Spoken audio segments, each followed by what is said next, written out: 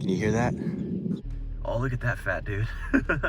Supposedly that dam is haunted by the ghost of a woman who fell off of it. But I just got very, very good news. Again, planning phase is very important because I'm not going to be able to do the climb that I thought I could. So yeah, one of the things that was absolutely hammered into us when I was especially when I was in the Marines, when I was a young corporal, is the importance of being flexible. I've been in a custody battle with Ruby and Bob's mother. About 310, 315 degrees. I mentioned the haunted dam. This is that haunted tower.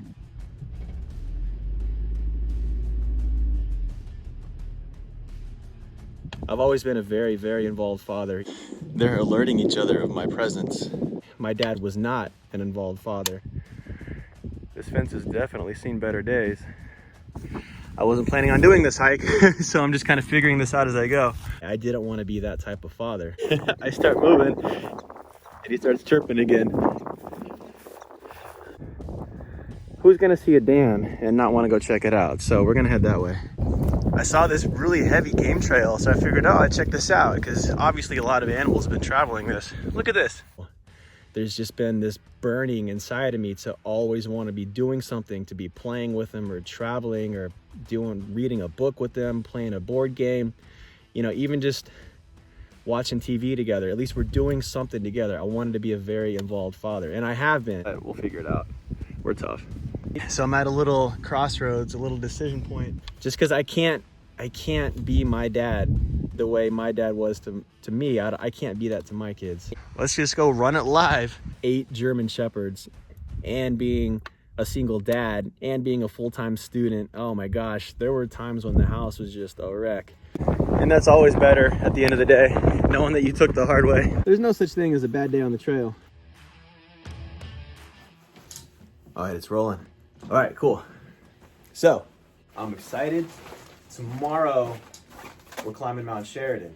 Mount Sheridan is the second highest mountain in Oklahoma. And it's sort of like the K2 of Oklahoma. If you're familiar with Mount Everest and K2, the relationship they have, everybody knows what Mount Everest is. It's the highest mountain in the world. It's 29,200 something feet high. It's part of the Himalayas, half in China, half in Poland. But not as many people know about K2, even though it's almost as high. It's in the same area as Mount Everest. It's a lot more dangerous to get up there, though. So, I mean, not to say that Mount Sheridan is necessarily going to be dangerous to get up. It's just that it's almost as high as Mount Scott. It's right in the same area as Mount Scott. It looks from a distance, it looks like it's going to be a harder climb. Before I pack, I get everything ready. I get my bag all how it should be. So that's what I'm doing right now. Right now I'm packing my, my maritime flare gun. And again, this is only something that I use if I'm doing a solo hike. This is for if I get stuck somewhere, if I fall, if I break a leg.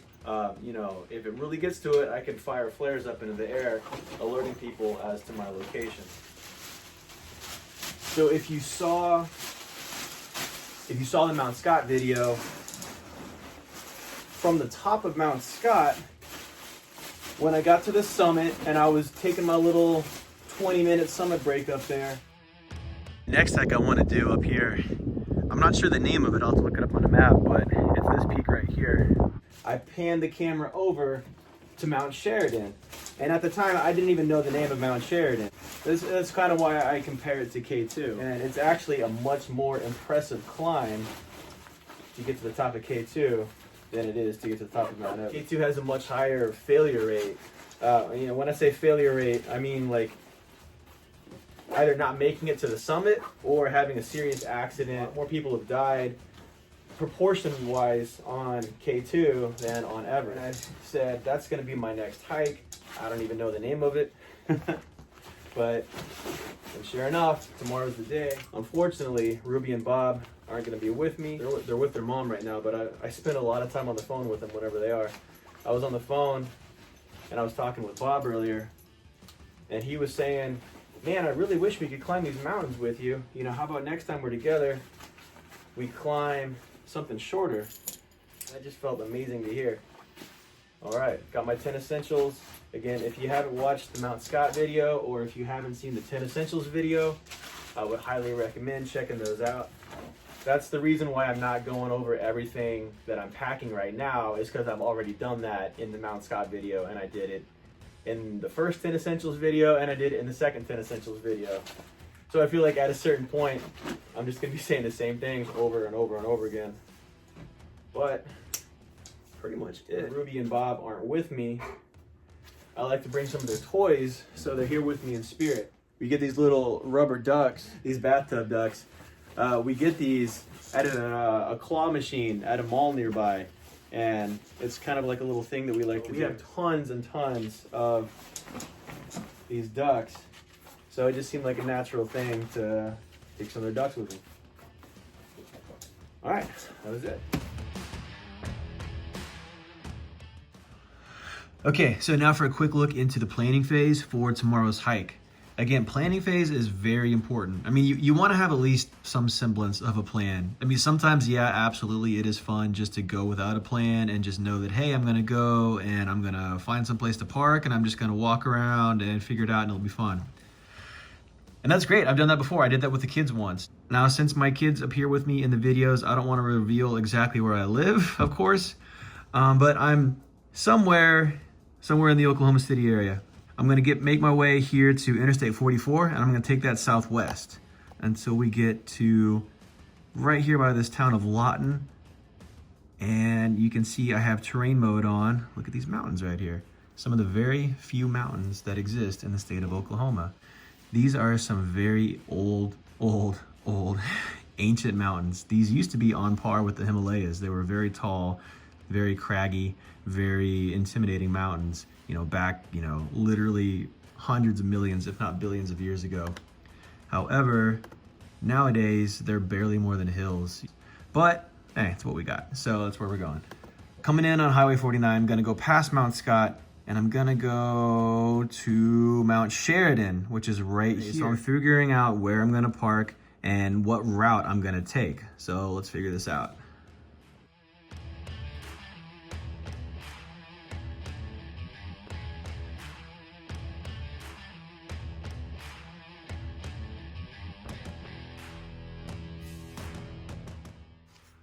Okay, cool. So I believe I found the best way to get to a parking spot and get up to the top of Mount Sheridan. All right, there is a little road right here that actually does not show up on this regular topographical map. It's right here, and it looks like it goes to a little maybe pond or something right there. However, I'm not gonna be taking this route. It looks like this is a pretty well-established dirt road.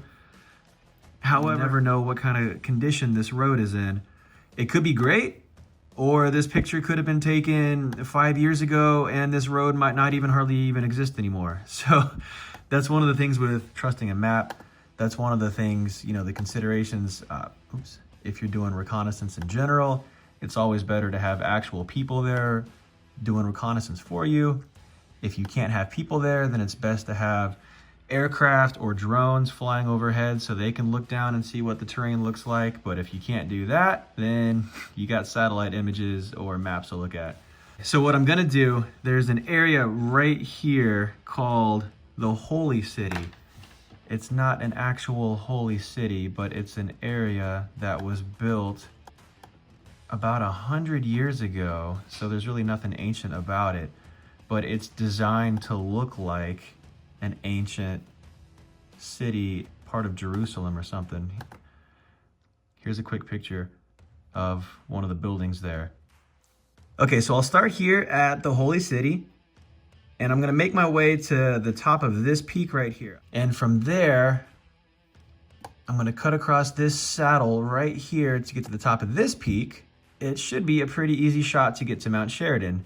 And then to get back, I'll either go back this way, or depending on how the terrain was, I might go down to the highway again and take the highway back to the Holy City. I'll need to know exactly where I'm going to get to this mountain up here. I mean, it should be pretty obvious once I get moving, but just in case it's not, here, what's about 310, 315 degrees. Okay, so when I step off in the morning, I'll get my compass. I'll make sure I'm heading on an azimuth of 315 degrees, and I'll just follow that azimuth until, bam, too easy. Okay. Whew. All right, alarm just went off. Let the dogs out. Make sure all the animals are ready. Okay, got the dogs taken care of, got the cats taken care of, got the mice taken care of, got the turtles taken care of, got my bag from yesterday. I'm getting some carbohydrates right here. I normally don't eat too much while I'm out on the trail, but I will have food with me. I usually eat a lot before I leave and then a lot when I get back. I can see the sun is peeking through the curtains right here, so the sun is just starting to come up. So I wanted to be gone by the time the sun came up, so I need to get a move on.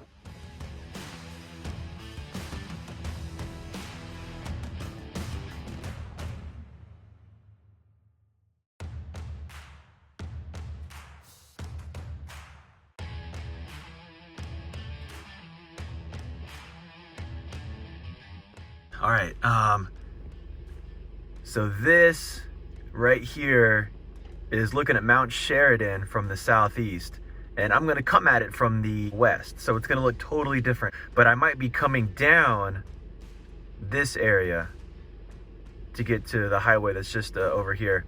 This little guy right here, I don't know if it has an actual name. Everybody who frequents this area just calls it golf ball. You know, it looks like it's got a golf ball there on the top. So we'll just see what happens. But I just passed Mount Scott. I'm on Highway 49 and making my way to the Holy City.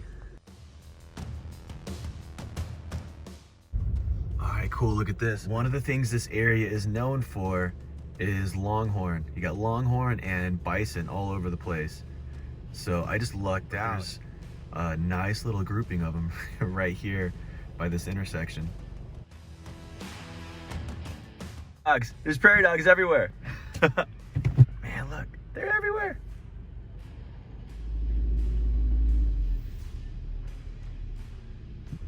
If you saw the Mount Scott video, I went the entire time, and I mean, I saw a few deer and that was about it, up until the very end where I saw a single longhorn. But so far, I'm not even to the parking spot yet, and I've already found a prairie dog community. Oh, look at that fat dude. I've already found these prairie dogs, and we just drove by those longhorn. I'm not even out of the car yet. There are animals everywhere. Here's a longhorn. Back there, that's called Jed Johnson Dam. Well, it's a lake over there called Lake Jed Johnson, and that's a dam. Supposedly that dam is haunted by the ghost of a woman who fell off of it. Some longhorns over here. Man, animals are everywhere today. I'm not even out of the car yet.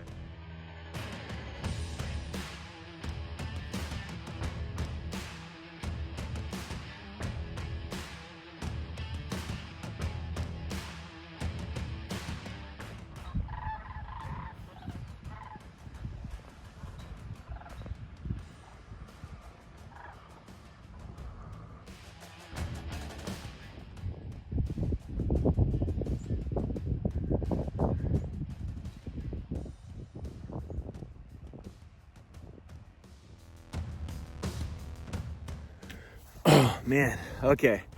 Yeah, every time I get here, I swear it's like 10 degrees colder than it was when I left, which is funny because I go south to get here. You'd think it might get a little warmer, but it always feels colder when I get here. So I threw a hoodie on real quick. I'm gonna take it off because I know my heart rate's gonna start getting up pretty high once I start moving. I took my compass azimuth, which is gonna head me to that mountaintop right there. Anyway, I'm gonna stretch out. All right, quick little note on stretching. So there's static stretching and dynamic stretching. Static, you know, as the name implies, you're static, you're holding it still. Static stretching is what you want to do after your exercise, after whatever physical activity you're doing. So in my case, I'm hiking. When I get back, I'll static stretch. Okay, dynamic stretching, that's, you know, again, as its name implies, dynamic, there's movement involved. That's what you want to do before you get moving. Get your muscles loosened up, It's going to help to avoid injury.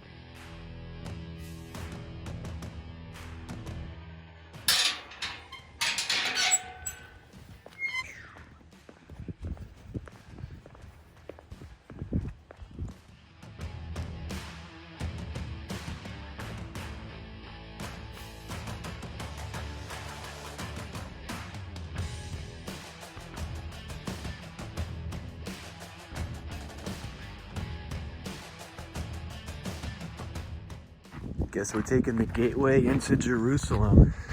That's how we're gonna get to our mountain back here. There's a fence back here. I have to find some way to go around. Looks like it goes all the way around. Man, I'm so close to the mountain right here. Oh, come on. All right, guess I'm gonna have to find a way around.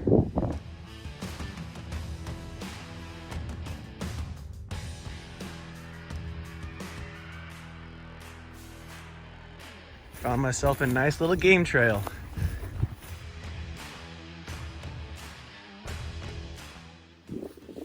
Oh my gosh. I just realized what's going on. This fence line doesn't just go around the holy city. This is the fence that keeps you from going into the north part of the Wichita Refuge. I knew this existed, but I thought it was further north. I thought I could still get to Mount Sheridan. This fence goes east to west and cuts the entire wildlife refuge in half, basically. I'm gonna have to figure out something else to do here on the fly because I'm not gonna be able to do the climb that I thought I could.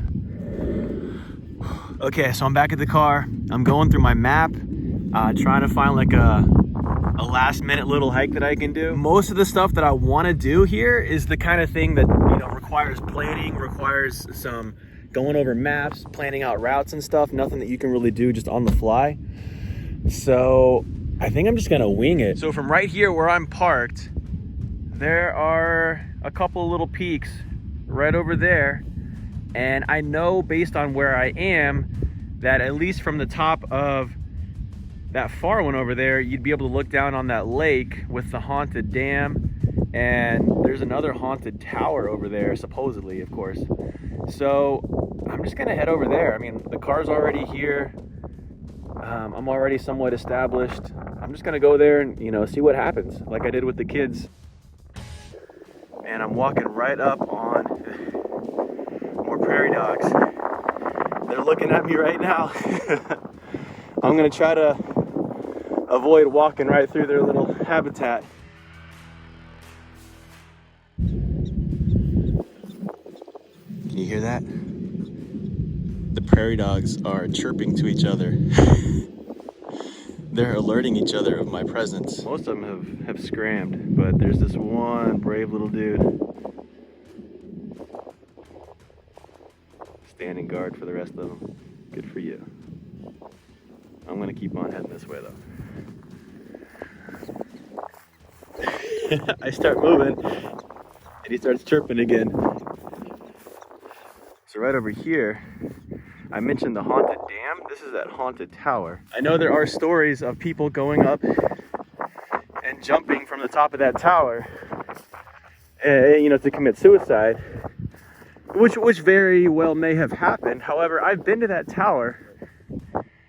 It's only like 20, maybe 25 feet high, 30 at most. It's really not that high. So I mean, yeah, you could die, I guess, if you jumped like head first. But, you know, at worst, you're probably breaking a leg. Maybe not even a leg, you know, you might break an ankle. I don't know, those are the stories.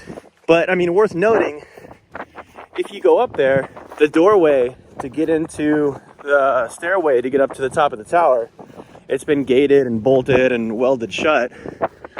So there could be something to the stories of people jumping off. Maybe they're just not very smart people. Jumping off a 25-foot high tower thinking it's gonna kill them.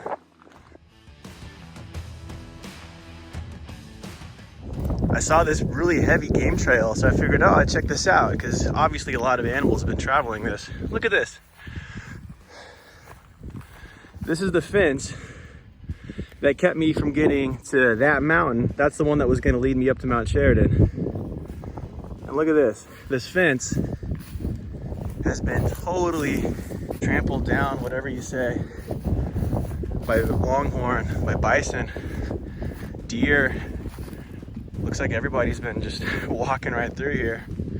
So out of respect to the area, I'm not gonna go over there and do my Mount Sheridan hike like I originally wanted to. This fence has definitely seen better days. It looks like there's a little body of water with a dam right there, so I'm gonna go see what that is, and then head from the dam up to that first little peak, and then to the second, and then see where we end up. Okay, so I'm at a little crossroads, a little decision point. Just came from over there. I just crossed this road that I did not know was there, but you know, that's because I wasn't planning on doing this hike. So I'm just kind of figuring this out as I go. I could go down this little valley and make my way up to the first summit and then onto the second summit. Or I see there's a dam over here. And I mean, who's gonna see a dam and not wanna go check it out? So we're gonna head that way. It's gonna take a while to get there because this terrain is not very people friendly, but we'll figure it out. We're tough.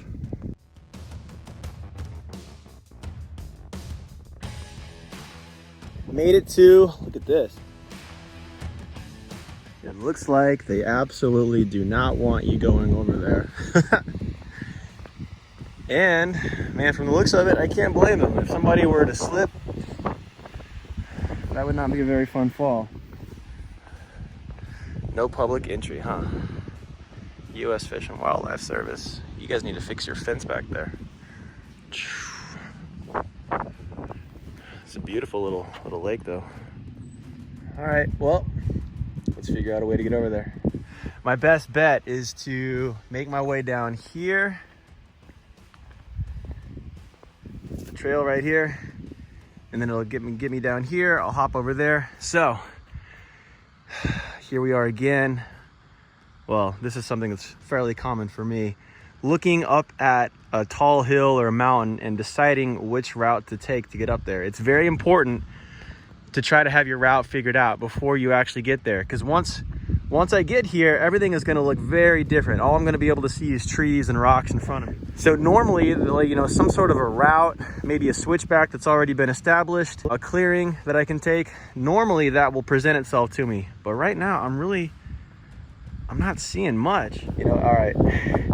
So one thing that we used to say in Boy Scouts that one of my Scoutmasters taught us that he learned when he was in the Peace Corps was, you know, we could always just try luck. Which is pretty similar to something we used to say when I was in the Army, where we would say, hey, let's just go run it live. You also want to plan out where you're going to cross the water from as far away as possible. Because again, once I get down there, things are going to look pretty different. It looks like I found a decent little route. It comes up here and then cuts left right there. I'm going to go check those rocks out. Again, I want to keep my feet dry as possible for as long as possible. It's warming up, but it's still in the 40s right now. So if I get wet feet, if I fall into the water, that's gonna likely ruin my day. Here we go again.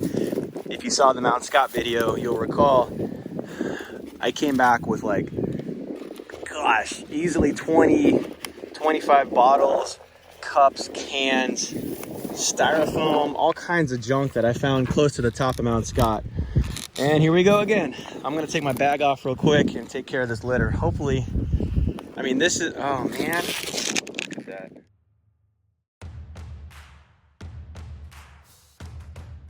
Hopefully those are the only two pieces I find this entire trip. I know that's probably not likely, but I'm in an area of the refuge that people don't frequent too often. All right, I couldn't find a good route to take from up there. So, like like we said in Boy Scouts, let's just try luck. Like we said in the Airborne, let's just go run it live.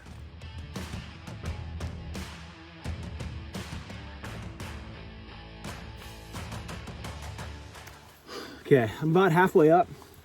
It's going pretty quick overall. This is nothing like Mount Scott or what Mount Sheridan would have been, but the sun's up. It's almost as hot as it's gonna get for the day. My heart rate's up. Come on. Gonna lose one of the layers.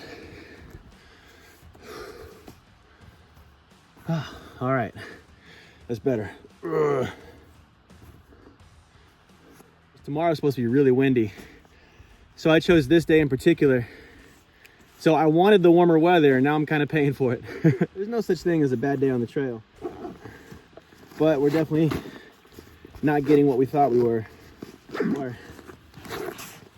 That's one of the things that we got hammered into us, especially when I was in the Marines and when I was in the Army Airborne.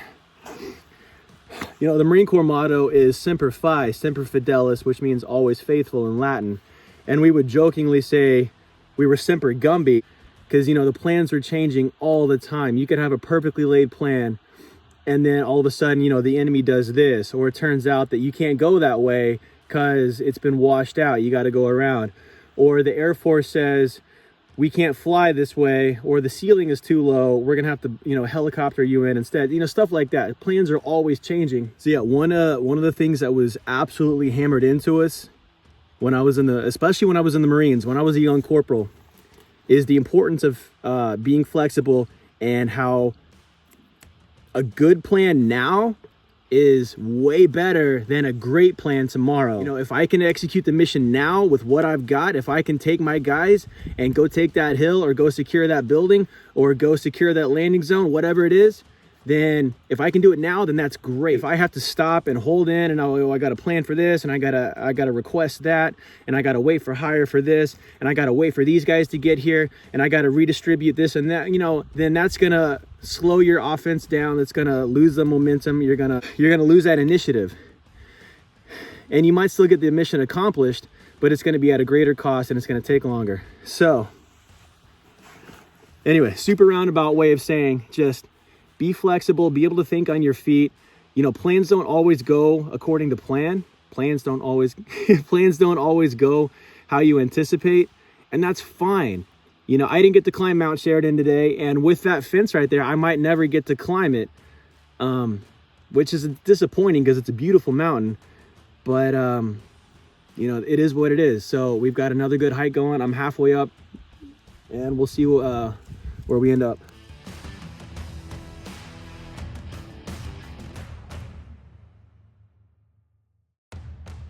Almost to the that first little summit.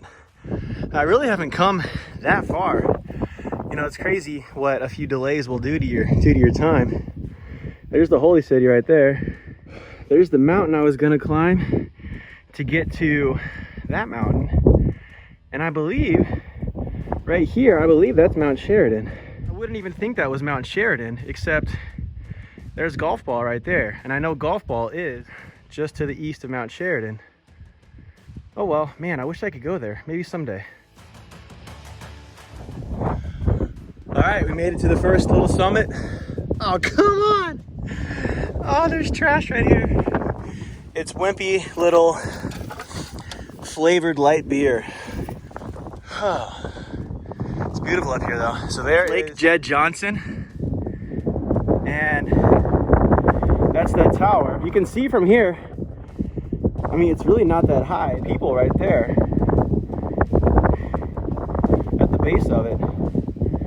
But yeah, so here's the lake. There's the dam. The woman fell down. You know, it's funny. I've taken Ruby and Bob to both of those places. I took them to the dam, and we went to the tower over spring break. No idea that they were supposedly haunted. Going to this little summit right here. Doesn't look too bad to get there, but of course it's a mountain, so it's going to be harder than it looks. They always are. And then yeah, we'll just, like I said, we'll see where we end up. Okay, and obviously I'm not here to insult anyone's intelligence, but just like when you're planning on going up a hill, and just like when you're planning on going across a water feature, you also want to plan as much as possible for going down. So I think I found a way right here. This vein of rocks might get me all the way down, and then get me to this clearing, and then get me up there. So we're gonna check that out.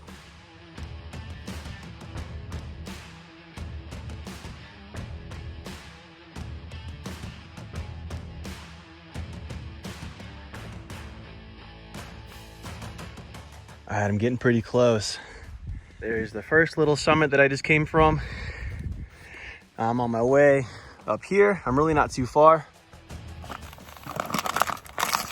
This is turning into another Mount Scott. I don't even know the name of this mountain. I don't even think this is a mountain. I'll have to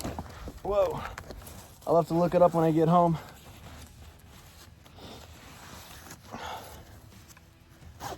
Anyway, I'm almost to the top.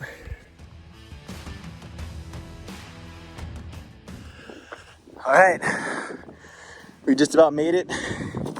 It looks like the true summit, highest point, is about 75 yards up ahead of me. So I'm gonna go there.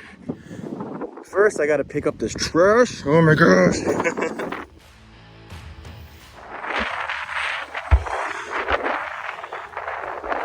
Oh, we made it. Now, I thought tomorrow was supposed to be the windy day. That's why I came today. And if tomorrow is windier than today, I'm glad I'm not here.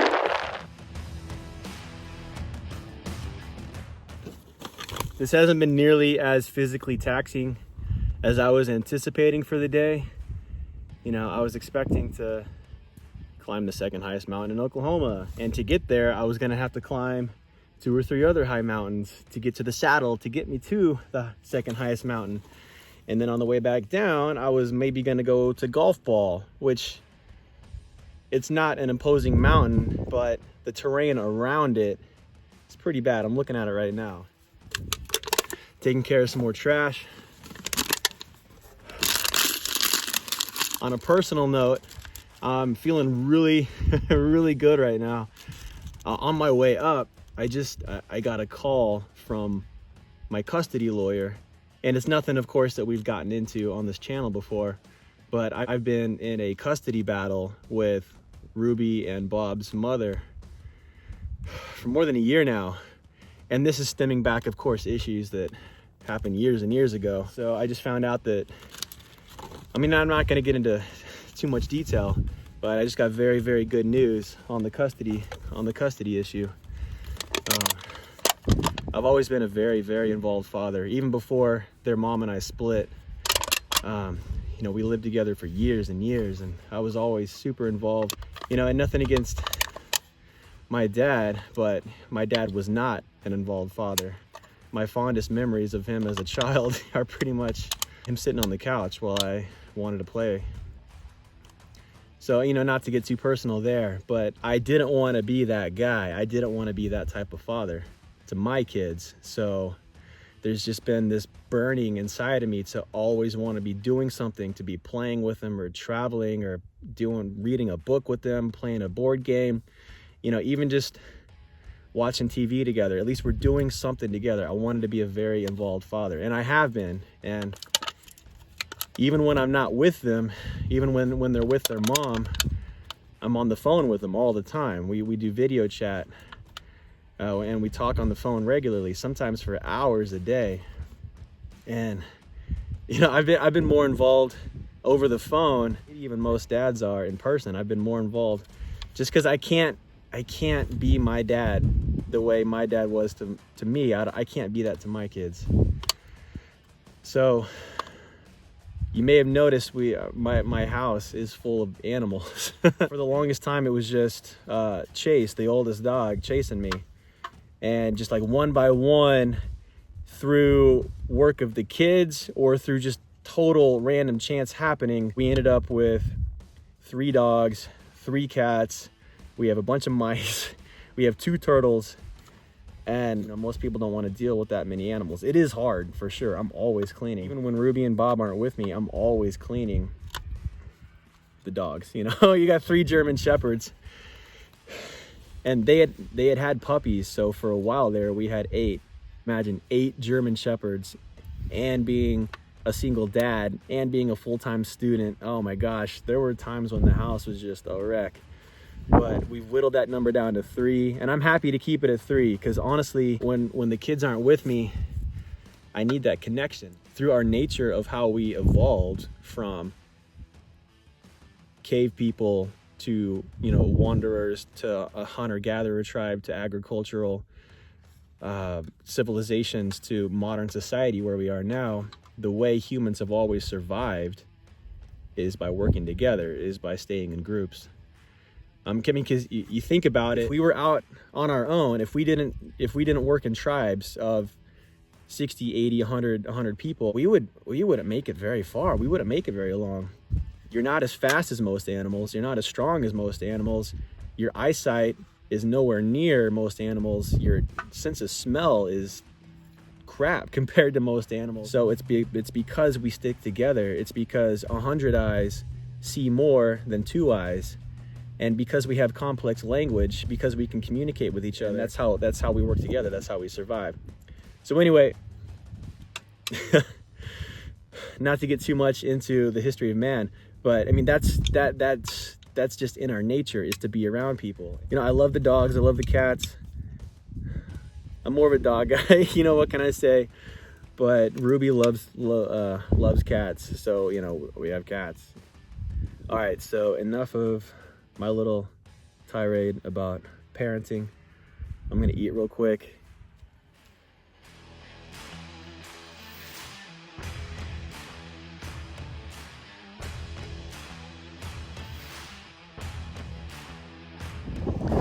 Okay, so since I typically always try to go down a different way from how I came up, you know, just so I can see more, so I can adventure more. This is the far side of the mountain. I think I'm gonna go down these rocks here. It's hard to see over the phone. It looks like it leads down to this clearing, and then I can take that past the Jed Johnson Haunted Tower, and then that will lead me back to, that will get me to the Holy City.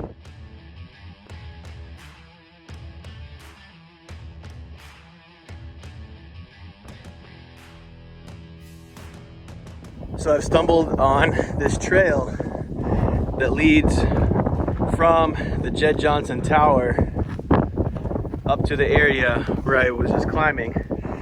There may be a trail that leads straight up to the summit of that little hill that I was on that I didn't even see. Anyway, we took the hard way, and that's always better at the end of the day, knowing that you took the hard way.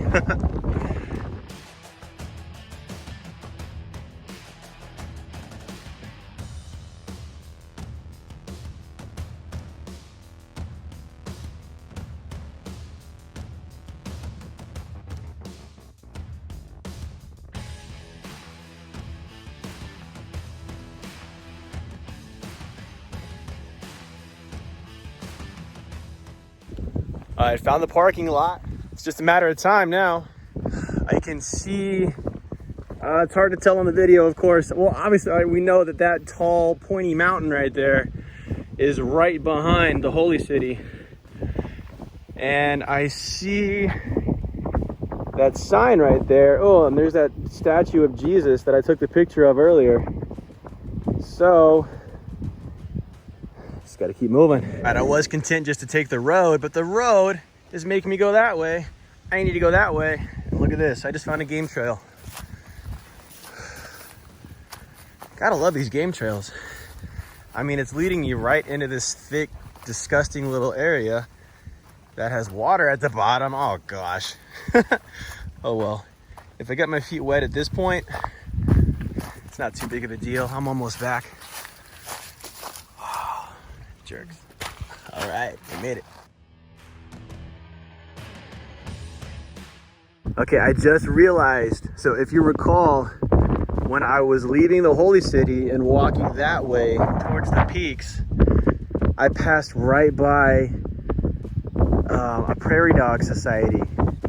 And I'm walking up here and I'm hearing all these chirps and chirps. I can't see them yet, but I know I'm walking right towards the prairie dogs again. I'm gonna make my way around. Okay, seeing all these holes right here, I must have already been walking through their little society. They got me. Man, I was tired. I was just zoning. I was just zoning out. Here's a big one. This is like the king.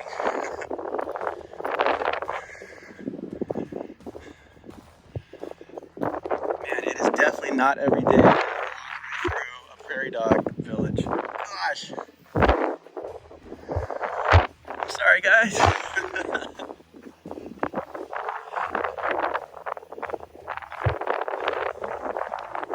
I haven't seen any, but they must all be buttoned down, hiding. I hear chirps, but I can't see where the chirps are coming from. What I have heard a lot of lately, we might hear some while I'm talking.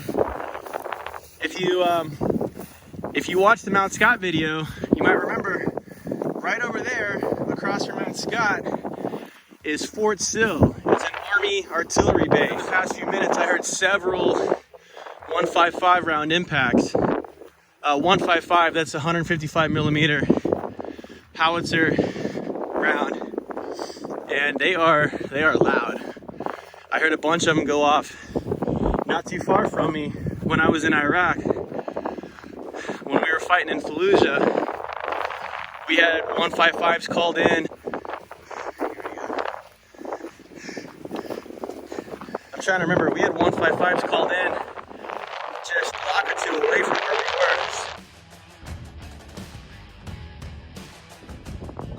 All right, made it back to the car, back to the Holy City. There it is.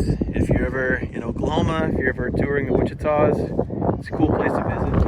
Got another bag full of trash. Man, again, it got to the point, just like last time, where I had to start leaving trash on the ground because I had too much in my bag and I already had some in my hands. You know, I just got to a point where I had to just leave it there.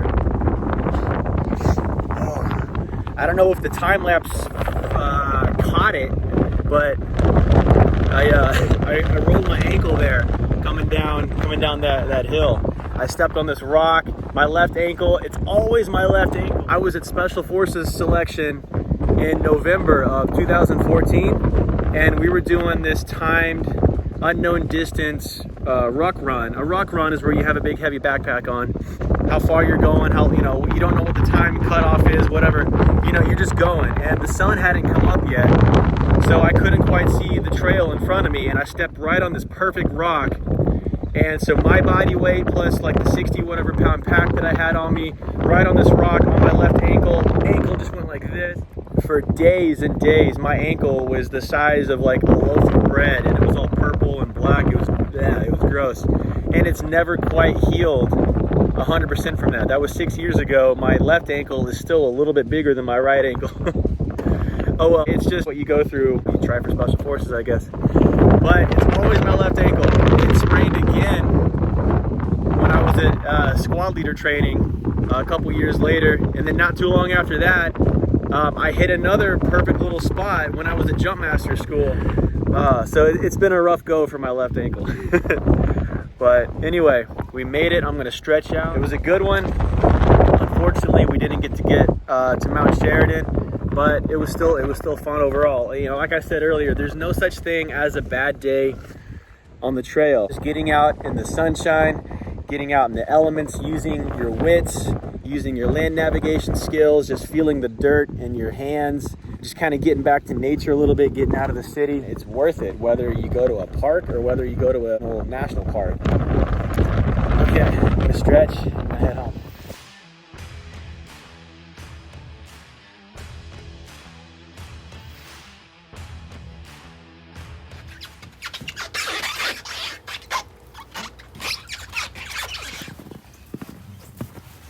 Please tell me this is the bottom of a snowman and not a snowball for me. It's not. I can't even pick up a snowball this year. Is that for a snowman? Yeah. All right, cool.